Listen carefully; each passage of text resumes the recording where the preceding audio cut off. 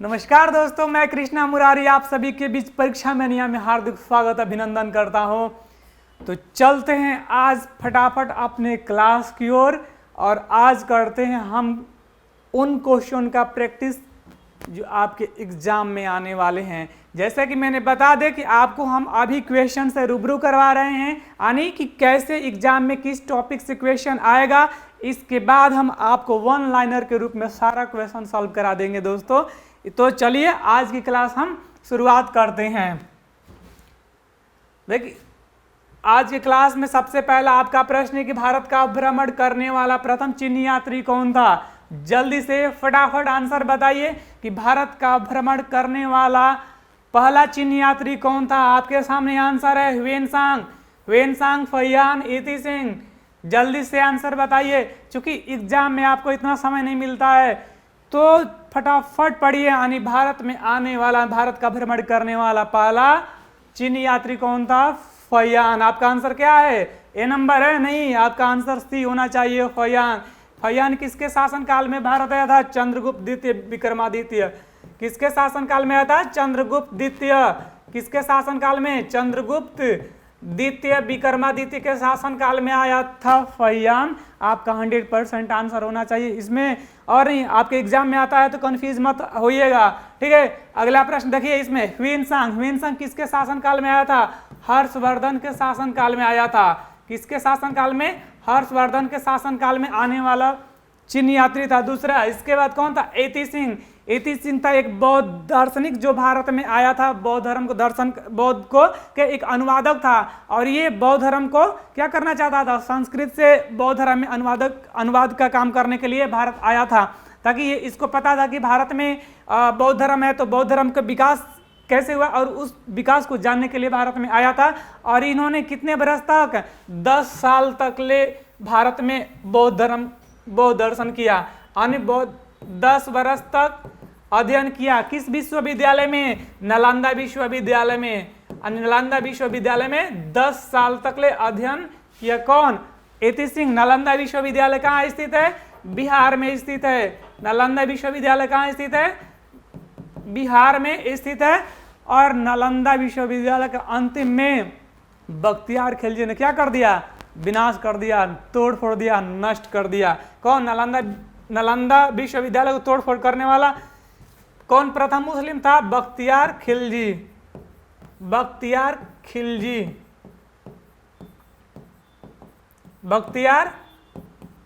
ध्यान रखिए, यानी भारत का भ्रमण करने वाला पहला चीनी यात्री कौन था? फहियान।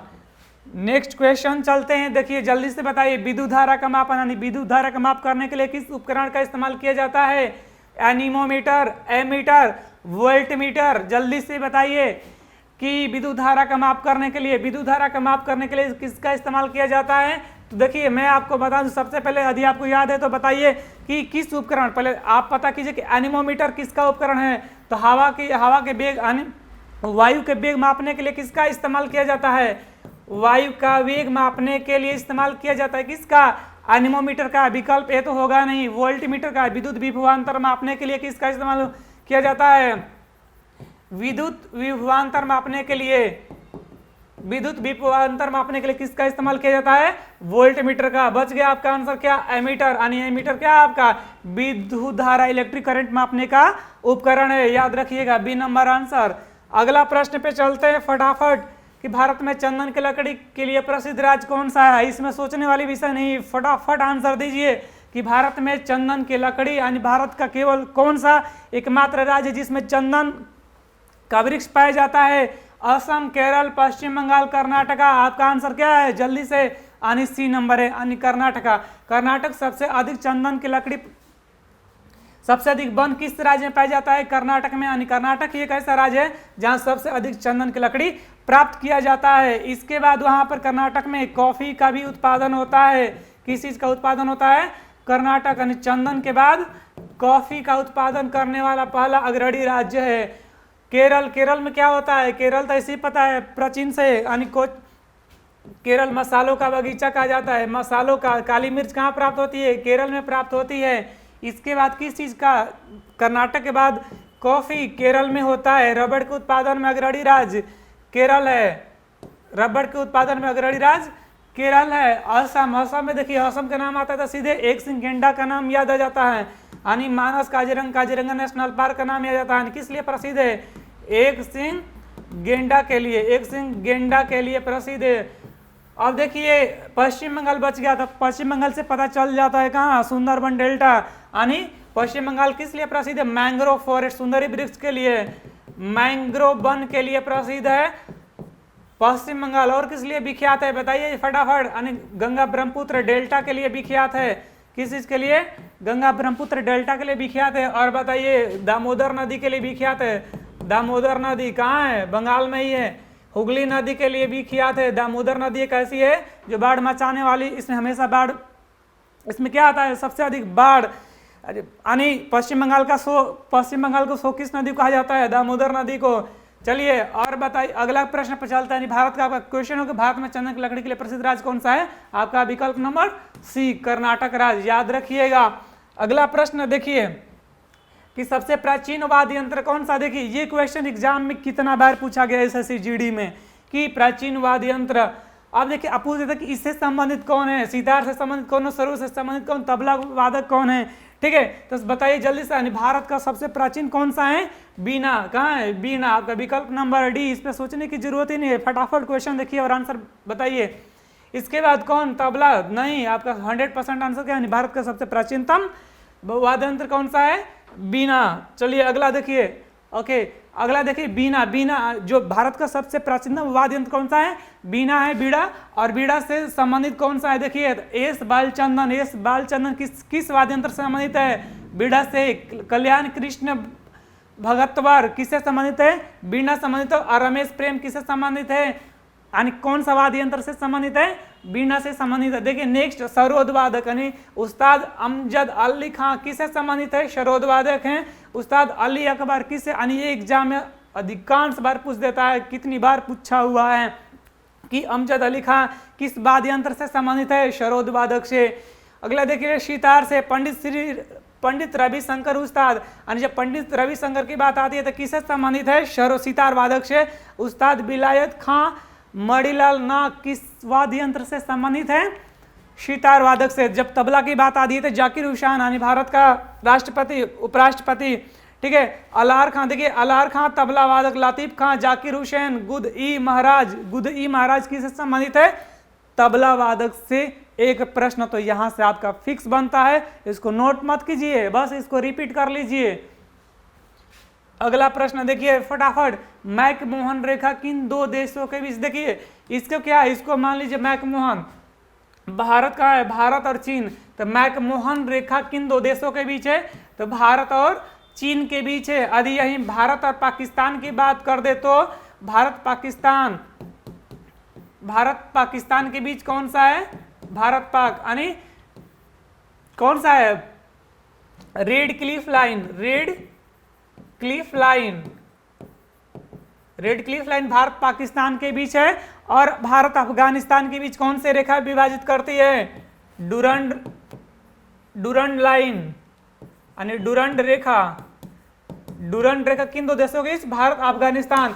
चलिए तो मैकमोहन रेखा भारत और चीन के बीच, और Bharat red Cliff line Bharat Pakistan के बीच, और डुरंड रेखा भारत अफगानिस्तान के बीच। बात करें यहाँ श्रीलंका तो पाक जलडमरू मध्य से विभाजित होती है।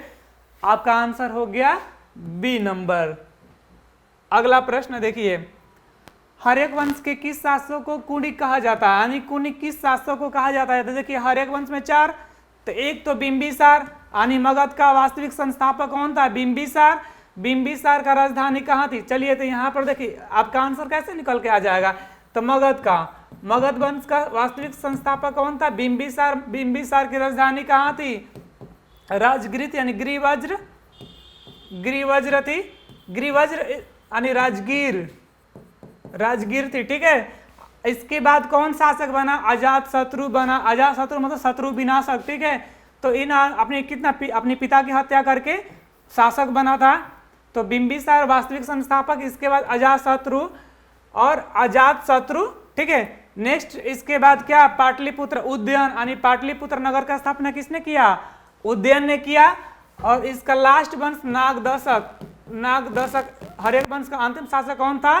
नागदक्ष जिसको कौन शिशुनाग ने अपदस्थ करके शिशुनाग वंश की स्थापना किया, यानी हरेक वंश का किस शासक को कहा जाता था, तो अजात शत्रु। क्लियर आंसर आपका।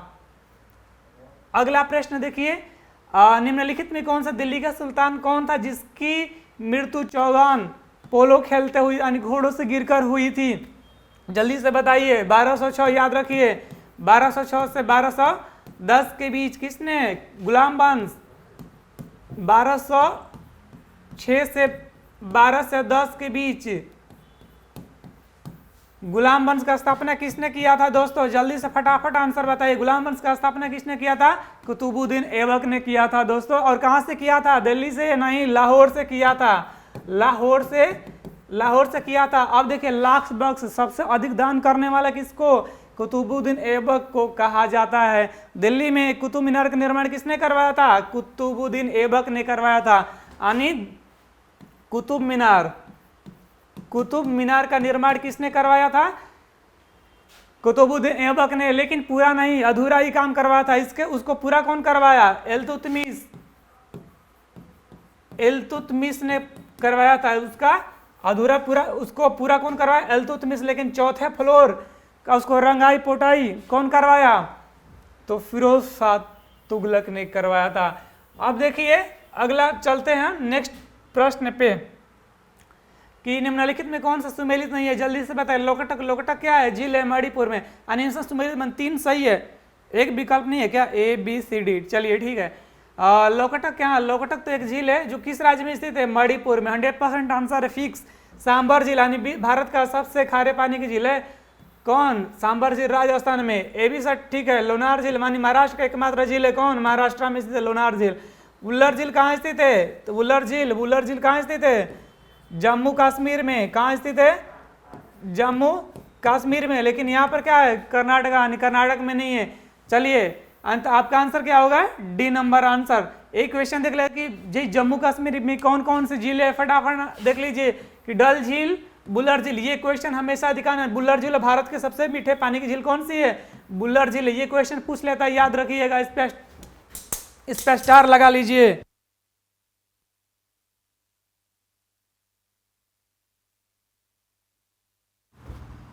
इस पे स्टार लगा लीजिए। बुल्लर झील, यानी बुल्लर झील पर बार बार क्वेश्चन कि भारत के मीठे पानी की झील कौन सी है? बुल्लर झील, बैरीनाग झील जम्मू कश्मीर, मानस झील जम्मू कश्मीर, नागिन झील जम्मू कश्मीर, शेषनाग झील जम्मू कश्मीर, अनंतनाग झील कहाँ से? जम्मू कश्मीर में। राजस्थान, राजसमंद डिस्ट्रिक्ट में, राजसमंद जिला में कौन से? राजसमंद झील है। पिछोला झील राजस्थान, सांभर झील यानी भारत की खारे पानी की झील, ऐसे चिल्का झील है लेकिन वो तटीय झील है। जयसमंद झील कहाँ है? राजस्थान में। फतेह सागर झील राजस्थान। डिडवाना, यहाँ पर ये भी क्वेश्चन इंपॉर्टेंट है, स्टार लगा लीजिए। डिडवाना झील स्थित है राजस्थान में। लूनकरण सर झील कहाँ स्थित है? राजस्थान में। इसमें से 2 प्रश्न हमेशा, एक बुल्लर झील पूछता है, दूसरी बात है यह डिडवाना झील और सांभर झील। इस पे टिक लगा लीजिए कि जो आपका स्टार होगा ये एग्जाम में आने की संभावना है। अगला प्रश्न कि भारत की प्रथम महिला राष्ट्रपति कौन थी? जल्दी से देखिए। आपको लगता है कि आसान? देखिए आसान की बात नहीं है। एग्जाम ऐसा, आप एसएससी में इतना डिफिकल्ट क्वेश्चन बनाता ही नहीं है, बस ऐसा प्रश्न पूछता है कि जो आपसे बन जाए, क्योंकि उसको फिजिकल भी लेना है। ठीक है, तो भारत की प्रथम महिला राष्ट्रपति कौन थी? प्रतिभा देवी सिंह पाटिल। ठीक है। भारत की मीरा कुमार कौन थी? लोकसभा अध्यक्ष, यानी लोकसभा की प्रथम महिला अध्यक्ष कौन थी? मीरा कुमार। सरोजिनी नायडू, यानी भारत का प्रथम राज्यपाल बनने वाली महिला कौन थी? सरोजिनी नायडू। इनका भारत का कोकिला कहा जाता था। किसको? भारत कोकिला कहा जाता था। किनको? सरोजिनी नायडू। किसने कहा था भारत कोकिला? R.N. टैगोर ने। किसने? R.N. टैगोर ने। विजय लक्ष्मी पंडित, यानी संयुक्त राष्ट्र संघ की महासचिव बनने वाली प्रथम महिला कौन थी? विजय लक्ष्मी पंडित थी। इतना ध्यान रखिएगा। यानी संयुक्त राष्ट्र संघ की स्थापना कब हुआ था? 24 अक्टूबर 1945 में, यानी 24 अक्टूबर 1945 में संयुक्त राष्ट्र संघ का स्थापना हुआ था। वर्तमान में इसमें सदस्यों की संख्या कितनी है? 193वां देश कौन सा है? दक्षिण सूडान है। और इसका देखिए ये नहीं पूछते 194 देश कौन सा है, 193 देश कौन सा है? दक्षिण सूडान की राजधानी कहाँ है? जुब्बा। ये क्वेश्चन आपका एग्जाम में पूछता है। भारत की प्रथम देखिए, भारत के प्रथम राष्ट्रपति प्रतिभा देवी सिंह पाटिल। भारत की प्रथम प्रधानमंत्री कौन थी? इंदिरा गांधी। कौन थी? इंदिरा गांधी, ध्यान रखिए।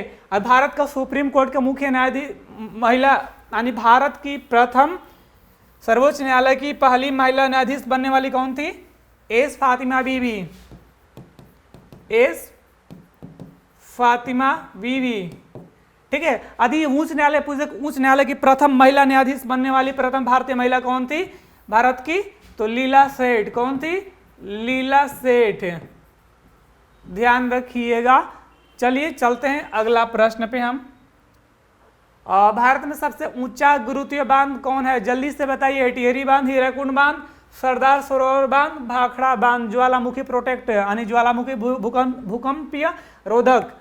बताइए जल्दी से कि भारत में सबसे ऊंचा गुरुत्वीय बांध कौन सा है? टिहरी बांध। टिहरी बांध, देखिए विकल्प आपसे सबसे पहले मिलान कीजिए कि कौन बांध कहाँ पर स्थित है, आपका आंसर खुद निकल के आ जाएगा। यानी टिहरी बांध कहाँ स्थित है? भागीरथी नदी पर। कहाँ? यूके, यूनाइटेड किंगडम, नहीं, उत्तराखंड। जल्दी से बताइए। सरदार सरोवर बांध, नर्मदा नदी, गुजरात। कहाँ? नर्मदा कहाँ स्थित है? गुजरात। आपका आंसर निकला? बिल्कुल नहीं। जल्दी से फटाफट आंसर बताइए अभी। हीराकुंड बांध कहाँ स्थित है? हीराकुंड बांध देखिए महानदी, ओडिशा। आपका आंसर बच गया, डी नंबर आपका आंसर है भाखड़ा बांध। यानी भारत की सबसे ऊंचा गुरुत्वीय बांध कौन सा है? भाखड़ा बांध। किस नदी पर स्थित है? किस नदी पर स्थित है? सतलज नदी। सतलज नदी कहाँ स्थित है? हिमाचल प्रदेश। कहाँ स्थित है? हिमाचल प्रदेश। आज का आपके सामने फटाफट में आप देखिएगा कि आपका कितना स्कोर सही हुआ है। आपको इसी तरह प्रैक्टिस कराते चलेंगे। वन लाइनर स्टैटिक हिस्ट्री का, ज्योग्राफी, पॉलिटी साइंस का लेकर आएंगे टू रिलेटेड करंट। तब तक लिए आपको हम आसान क्वेश्चन लेकर आते हैं ताकि आपका कॉम्बिनेशन हमारे साथ बना रहे और ताकि हमारा कॉम्बिनेशन आपके साथ बना रहे। और इसके बाद सभी इंपॉर्टेंट जो क्वेश्चन होगा आपका 50-50 करके हम कंप्लीट करा देंगे। तो मिलते हैं दोस्तों अगली वीडियो में हम। तब तक ले अपना हंसते और मुस्कुराते रहिए। जय हिंद, धन्यवाद।